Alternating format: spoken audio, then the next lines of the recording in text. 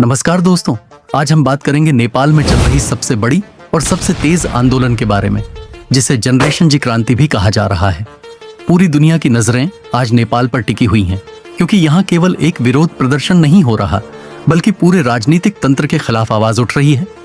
आखिर नेपाल के युवा इतने गुस्से में क्यों हैं और क्यों प्रधानमंत्री ओली को इस्तीफा देना पड़ा? आइए पूरी कहानी समझते हैं।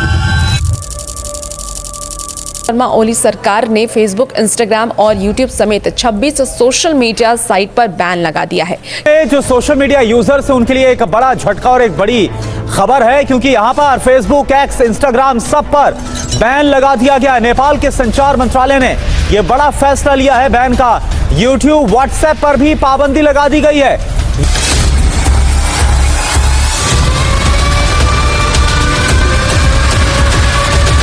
सबसे पहले बात करते हैं इस आंदोलन की शुरुआत की।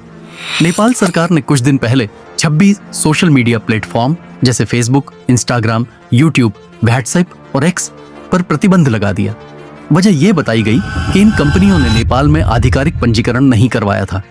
जैसे ही यह फैसला आया, नेपाल की नई पीढ़ी यानी जनरेशन जी ने इसे अपनी अभिव्यक्ति की आजादी पर हमला माना।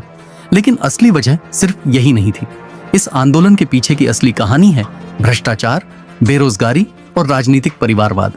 नेपाल के नए युवा, जिनमें से एक बड़ा हिस्सा बेरोजगार हैं, उन्होंने देखा कि देश के नेता केवल अपने परिवार और रिश्तेदारों को ही आगे बढ़ा रहे हैं।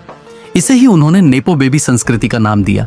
सोचिए दोस्तों, जब पूरी पीढ़ी को लगे कि उनके भविष्य के साथ खिलवाड़ हो रहा है, तो उनका गुस्सा सड़कों पर आना तय है। इसके बाद हालात और बिगड़ गए। हजारों युवा जब संसद और सरकारी इमारतों के बाहर इकट्ठा हुए, तो पुलिस ने उन पर आंसू, गैस और रबर की गोलियां चलाईं। लेकिन प्रदर्शनकारियों का गुस्सा और भड़क गया।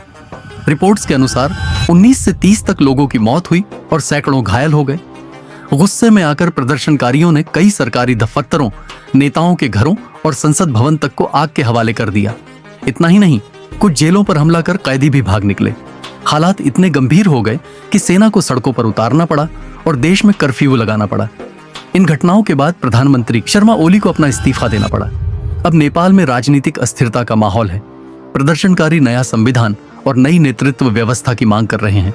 उन्होंने एक नाम भी सुझाया है, पूर्व मुख्य न्यायाधीश सुशीला कार्की, जिन्हें अंतरिम नेता बनाने की चर्चा हो रही है।